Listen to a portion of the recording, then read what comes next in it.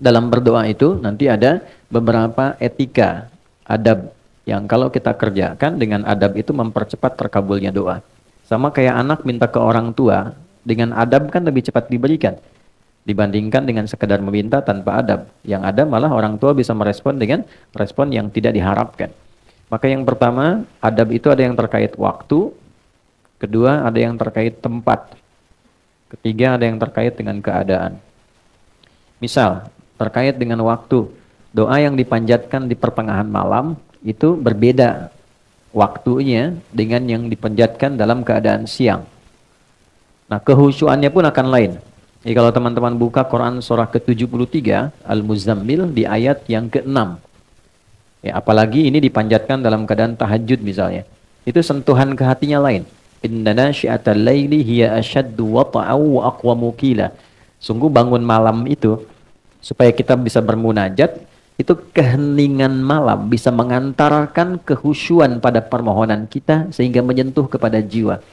Karena gangguannya nggak banyak. Makanya tahajud itu kenapa utama walaupun sholat sunnah? Karena memang malam ini kita bisa melepaskan dari kepenatan dunia, menghilangkan dari berbagai macam perhatian yang memungkinkan kita tidak khusyuk dalam ibadah. Kalau siang kan yang lihat banyak, ya kan? Ya, kalau ke masjid lagi sendirian khusyuk, begitu banyak orang makin meningkat, gitu kan? Nah, kalau malam siapa yang mau perhatikan? Riaknya tipis, ya. Kemudian sum'ah pengen didengar orang juga tipis karena nggak semua orang bangun. Nah, makanya kalau ada masalah yang urgent ya, teman-teman yang ibu ataupun teman-teman yang ikhwan, biasakan bangun malam. Minta sama Allah. Ya, waktu yang paling enak itu kalau sekarang subuh misalnya jam 4.44 lah ya, kurang lebih gitu ya. 4.44. Misal Anda bisa bangun dari setengah 4, jam 4 gitu. Nah, 4 ke setengah 5 itu namanya waktu sahar. Waktu sahar itu waktu paling bagus-bagusnya untuk istighfar dan berdoa. Ya, di situ ada petunjuknya di Quran surah ke-51 ayat ke-18. Wabil asharihum yastaghfirun. Ada kebiasaan satu keluarga itu orang-orang yang menghidupkan waktu akhir malam menjelang subuh dengan istighfar, mengoreksi diri. Bisa dilakukan dengan keluarga kompak. Ya, misalnya habis tahajud, walaupun tidak harus panjang-panjang, tidak harus banyak rakaatnya. Misal cukup 2 rakaat, setelah itu witirnya 1 rakaat misalnya. Jangan paksakan yang tinggi-tinggi dulu sampai Al-Baqarah rakaat pertama misalnya kan. Baik, atau seterusnya. Cukup misalnya pertama Al-Falaq, rakaat kedua An-Nas, nanti witirnya Al-Ikhlas. Ya, itu untuk memulai. Nanti kalau sudah rasanya makin enak, tingkat lagi 4 rakaat, suratnya tambah. Nah, poinnya adalah kadang-kadang suka lupa habis tahajud selesai begitu saja. Tidak. Sunnah yang kedua istighfar. Astagfirullahaladzim kan? Astagfirullahaladzim. Itu yang paling pendek. Astagfirullahaladzim alladzi la ilaha illa huwal hayyul qayyum wa atubu ilaih. Itu agak panjang. Tapi kalau mau detil dengan fikih Qur'annya, mulai dari suami. Ya kan? Minta maaf sama istri. Sayang, aku mohon maaf kalau selama ini belum jadi suami yang baik. Kadang tidak mengerti keadaan kamu, kadang aku memaksakan yang bukan di luar kemampuanmu. Aku minta maaf kalau saatnya mesti kembali kepada Allah ternyata belum baik di hadapan Allah. Terus istighfar. Astagfirullah, ya Allah ampuni saya. Ampuni saya. Respon sama istri. Bang, aku juga mohon maaf selama ini belum jadi istri yang baik, sering ngeluh sama kamu, kadang-kadang tidak jujur. Dia minta, ya Allah ampuni kami. Nah, itu saat bersama-sama ya Allah ampuni kami, itu rasanya lain ke hati. Nah, itulah sakinah yang mempercepat itu datang. Ya, beda ketika sendiri. Dan itu sifat korektif kolegial, mengoreksi diri dengan bersama-sama dalam konteks berkeluarga, itu diajarkan di Al-Quran. Apalagi ada anak misalnya, tuh si kakak bilang ikut tahajud malam, mama papa aku minta maaf selama ini belum jadi anak yang baik, selama ini sering nyakitin mama papa. Itu semua istighfar, ya Allah ampuni kami ya Allah, sayangi kami ya Allah. Itu kalau bisa dibiasakan, apalagi tiap malam bisa sholat dan demikian, itu keluarga terjaga dalam keharmonian. Keluarga terjaga dalam keharmonisan. Selalu harmoni, ketenangan. Dan yang paling indah adalah disitulah saat doa terkabulkan. Ya, ibadi itu hadis kutsinya. Hambaku, kan? Engkau mau minta apa? Engkau mau minta apa? Ya, man istaghfara ghafartulah. Siapa yang istighfar, aku ampuni. Istighfar itu kan mengoreksi diri kita. Artinya mohon maaf, setiap orang kan pasti punya kekurangan. Jadi kalau seorang suami, seorang ayah dengan segala kerendahan hati, dia mengoreksi dirinya, tahu ada potensi kuat untuk berubah. Ketika Allah ampuni, kesalahannya dihilangkan, kesolehannya dimunculkan. Jadi ciri orang yang diampuni itu, perbuatan salahnya hilang, solehnya muncul.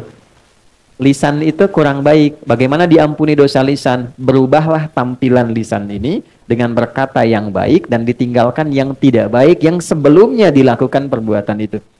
Itu poinnya. Ya, kita ingin bertobat dari harta yang haram, maka perbuatan yang mengantarkan pada haram jadi hilang, yang halal jadi muncul. Itu tanda penerimaan tobat di hadapan Allah. Terjadi perubahan kebaikan.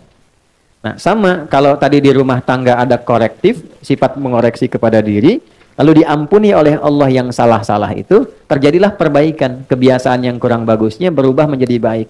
Itu potensi tertingginya dilakukan pada waktu apa? Pada tahajud, di waktu sahar. Kemudian, man sa'ala, ya, a'ta. Siapa yang meminta, Allah berikan. Ya, man su'ila a'ta. Siapa yang meminta kepada Allah, dimintakan kemudian diberikan. Kemudian, nah ini poinnya. Perhatikan baik-baik, ini kalimatnya. Wa man da'a ajaba. Siapa yang berdoa, dijawab. Nah, jadi biasakan kalau ingin berdoa, bisa diisi dengan istighfar terlebih dahulu. Makanya sebelum kita doa pasca sholat kan istighfar dulu.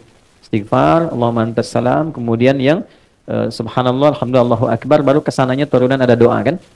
Ya, bagaimana minta dalam keadaan kotor? Masih banyak dosa, masih minta gitu kan. Kan secara normal, secara logika juga tidak nyambung. Jadi kita bersihkan dulu baru kemudian kita memohon kepada Allah. Jadi ini kalau dibiasakan waktu tengah malam menjelang akhir malam ke subuh itu waktu yang terbaik untuk berdoa. Di antara yang lain antara adzan dengan iqamah misalnya itu waktu. Yang kedua tempat. Ada tempat-tempat tertentu yang secara spesifik mempercepat terkabulnya doa. Misal ada yang tempatnya itu untuk umum di Mekah, area Ka'bah, kan? Multazam, Raudhah. Tapi kan nggak semua kita bisa ke sana. Karena itu apa yang bisa kita lakukan? Masjid. Ya. Ini yang teman-teman yang laki-laki ya, ada kebiasaan di sahabat Nabi itu diajarin sama Nabi kalau mau beraktivitas ke masjid dulu. Oke? Mereka berangkat dari masjid setelah subuh, salat syuruk, udah punya agenda. Jadi agenda itu disiapkan dari malam. Besok mau ngerjakan apa, dirapihkan. Nah, subuh berangkat ke masjid, membawa agenda itu yang sudah kita pahami. Nanti dalam sholat, kita minta sama Allah. Dalam sujud, kita belajar di pertemuan lalu, dihadirkan, ya, dalam hati kita, minta dimudahkan, minta dibantu, minta dibimbing. Minta ditolong. Baik, nanti pulang, menariknya, diajarkannya ke masjid dulu sebelum ke rumah. Coba teman-teman bisa praktekkan ya, kalau nanti dari kantor, sebelum nyampe rumah, singgah di masjid dulu. Ambil wudhu, sholat 2 rakaat, pulang. Itu auranya akan beda dibandingkan langsung dari kantor ke rumah. Nggak percaya silakan. Di masjid itu auranya ada aura ketenangan, kenyamanan, kedamaian. Jadi pulang nyampe rumah itu yang didapatkan oleh keluarga, aura kedamaian. Dan itu yang dibutuhkan. Dibandingkan dengan macet di jalan, di kantor banyak persoalan, ketika ke rumah melihat anak yang sudah nunggu seakan jadi beban. Jadi masalah. Ya kan? Pusingnya dibawa ke rumah kan? Beda dengan Anda sholat 2 rakaat, setelah itu berdoa, ya Allah aku sudah berikhtiar seperti apa yang telah Engkau perintahkan, sekarang aku bertawakal hasilnya dari apa yang telah Engkau janjikan. Pulang ke rumah, ketemu anak, semuanya senang. Dia menunggu, ada yang bikin gambar, ada yang macam-macam. Dan ingat ya, Anda sehebat apapun di kantor, yang dibutuhkan oleh anak dan istri di rumah adalah sosok ayah dan suami. Bukan seorang direktur, bukan seorang manajer, atau seorang ahli apapun. Saya jadi ustadz, jadi kiai, sampai hari ini, alim misalnya disebut oleh orang syekh di luar, sampai ke rumah, nggak pernah anak saya menyebut dengan nama itu. Assalamualaikum kiai, nggak ada. Ini bikin ayahnya kok. Ya, ini bikin ayahnya. Assalamualaikum ustadz, nggak ada. Tunggu sampai malam pun, buya, main kuda yuk. Ya, masih main petak umpet, main kuda-kudaan, dan mereka menggambar, kadang bikin karya berjam-jam, cuman pengen dilihatkan pada ayahnya.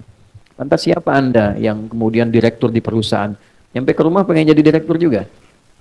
Terus anak ya dengan segala ekspresinya ingin dipersembahkan, lantas tiba-tiba mendapatkan kemarahan yang bukan pada haknya. Nah ini ada bagian tertentu yang bisa kita dapatkan dari aura masjid. Kalau pengen tarik ke rumah, bikin mihrab. Ya, masa rumah luas, kamar banyak, nggak ada satupun dihususkan untuk ibadah. Ya, mihrab itu tempat khusus yang fokusnya untuk ibadah saja. Dibaca Qurannya di situ, ngajinya di situ, sholatnya di situ. Tapi dunia keluar. Oke, termasuk bikin status, cik dik lagi di mihrab jangan ganggu ya. Nah, ini keluar dulu tuh. Ya, jangan dipakai, makan, minum, keluar. Mihrab itu tempat yang disebut spesifik dalam Quran. Dia punya dua keistimewaan. Mempercepat terkabulnya doa, mendatangkan rizki dari sisi yang tidak diduga. Ya, itu ada di Quran, surah ketiga Ali Imran ayat 37. Ya, fataqabbalaha rabbuha biqabulin hasanin wa ambataha nabatan hasana wa kaffalaha Zakaria. Poinnya, kullama dakhala 'alaiha Zakaria al-mihrab wajada 'indaha rizqa. Qala ya Maryamu anna laki hadha? Qalat huwa min 'indillah. Poinnya, innallaha yarzuqu man yasha' bighairi hisab. Jadi kalau punya mihrab, makanya kenapa imam mimpinnya di mihrab? Kan tempat imam ngimamin di masjid mihrab kan? Karena memang di tempat itulah cepat terkabulnya doa, imam mewakili pemohon doa dari makmum. Untuk itu ada kualifikasi imam yang tidak sama dengan makmum. Imam di kantor tidak sama dengan imam di masjid. Jadi jangan paksakan jadi imam di kantor, pengen setara di masjid. Fikihnya beda, ruang dan waktunya tidak sama. Kualifikasinya tidak serupa. Pelajari boleh, kalau sudah paham boleh dilakukan. Saya pernah mimpin pesantren di Jakarta, di Lebak Bulus. Itu di situ lingkaran ada para pejabat di satu instansi. Karena jadi pejabat di kantor, pengen jadi pejabat di masjid. Jadi motivasi yang bagus, pengen jadi imam dan memaksa jadi imam. Bilang bagus, kapan lagi ada pejabat mau jadi imam di masjid? Ya, tapi ternyata bacaan bermasalah. Maka ketika diingatkan oleh santri, jawabannya juga bagus, mengesankan. Justru kami jadi imam untuk dibenarkan bacaannya. Saya datang kan, Pak, bagus sekali Pak, luar biasa. Kapan lagi ada pejabat mau jadi imam di masjid? Masya Allah. Tapi begini, supaya bacaannya benar dan bagus, dan kehormatan Bapak pun jadi istimewa saat jadi imam, saya tawarkan begini. Nanti sebelum Bapak ngimami, saya tugaskan santri untuk mendengar bacaan Bapak. Kalau baik ditetapkan, kalau kurang dikoreksi. Tapi tidak menurunkan status Bapak jadi imam. Bapak tetap imam, zuhur dan asar. Kan? Kan tidak dikoreksi. Ya kan? Yang penting bagi pejabat kan nggak turun jabatan. Ya kan? Bapak tetap imam tapi zuhur dan asar. Tapi kalau ingin subuh, maghrib dan isya, Bapak dengarkan dulu sampai koreksi. Nah, dalam rangka koreksi itu saya pimpin dengan yang lain. Oh, sepakat Ustaz. Yang penting kan nggak turun jabatan. Ya kan? Nah, setelah berlangsung dipimpin, terasa bagus, nyaman, akhirnya kita tawari, Pak silakan. Oh enggak, udah ini aja, bagus kok. Ya kan? Nah, jadi kadang-kadang ada pola komunikasi hikmah itu tidak harus selalu marah. Orang belum tahu diberitahu, bukan dimarahi. Ya, maka di rumah bikin, walaupun tidak harus satu ruangan, sehamparan sejadah, kita bisa sholat, kita bisa minta. Nah, itu mempercepat terkabulnya doa. Jadi tempat sudah, kemudian waktu juga sudah, ya kan? Nah, yang ketiga adalah kondisi. Kondisi itu biasanya berkumpulnya orang-orang saleh saat pengajian. Ya, hadisnya ada di riwayat Ibnu Majah. Ya, man salaka tariqan yaltamisu fihi ilma, sahalallahu lahu tariqan ilal jannah, wa innal malaikata la tadau ajnihataha ridan li talibil ilmi. Paham? Tidak. Siapapun yang menginvestasikan, meluangkan waktu, tenaganya, kesibukannya, dan dia arahkan satu bagian waktunya untuk belajar agama. Walaupun dia cuma ngaji satu ayat, satu hadis, itu Allah perintahkan pada malaikat, catat semua investasi, waktu, tenaga, keringatnya, untuk dilipat gandakan pahala demi meringankan langkahnya menuju surga. Oke? Jadi ini nggak mudah. Wa innal malaikata, dan berikan satu tambahan saat dia mulai berangkat tapi niatnya memang spesifik untuk belajar. Maka ada malaikat yang Allah perintahkan untuk membentangkan sayapnya, memberikan ridha kepada orang ini sampai dia pulang kembali. Nah, di antara makna ridhonya malaikat itu, di antara maknanya mengaminkan doa yang dimohonkan. Itu teman-teman, saya yakin sekali banyak yang punya harapan pengen ini dan itu, dari sejak berangkat tuh isi dengan doa. Oke? Di jalan, belum datang isi dengan doa. Selesai kita berdoa pulang. Nah, di antara doa itu ada yang sifatnya umum, ada yang mungkin sifatnya spesifik. Hadirkan tuh. Ya, karena malaikat mengaminkan. Karena itu malaikat sifatnya ghaib, nggak nampak. Kalau nampak kan masalah. Ya Allah, mohon malaikat samping. Kenapa John? Bapak siapa? Malaikat maut. Ini nggak jadi kita doang balik. Ya, nah ini sifat-sifat seperti ini. Alhamdulillah tiga ini tergabungkan. Tempatnya baik, tempat orang menghafal Quran, rumah Quran, dalam keadaan yang baik, dan insya Allah dengan orang-orang yang baik. Saya sebetulnya banyak nerangkan hampir 20 menit, hanya ingin mengembalikan ke awal. Apa bagian awal tadi, mudah-mudahan berkumpulnya kita di tempat yang baik, dalam keadaan yang baik, dengan orang-orang yang baik, insya Allah mengantarkan dengan doa kita dan merubah kita menjadi orang yang lebih baik.